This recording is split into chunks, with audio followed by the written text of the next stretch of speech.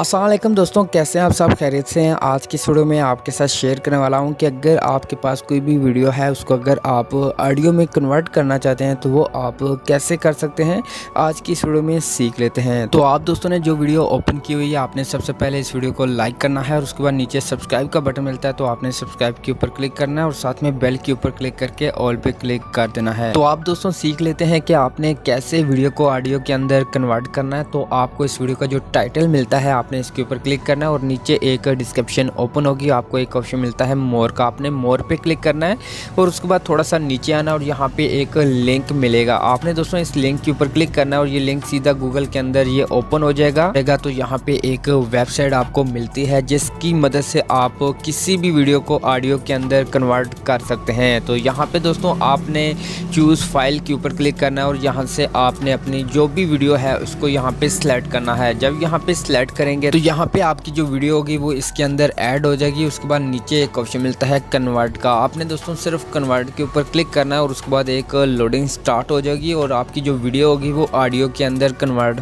हो जाएगी। जब यहाँ पे आपकी लोडिंग मुकम्मल होगी उसके बाद नीचे एक बटन मिलता है डाउनलोड का, आपने सिर्फ डाउनलोड के ऊपर क्लिक करना है और आपकी जो ऑडियो होगी वो आपके मोबाइल फ़ोन के अंदर डाउनलोड हो जाएगी। तो दोस्तों आप इस तरीके से किसी भी वीडियो को ऑडियो के अंदर कन्वर्ट कर सकते हैं।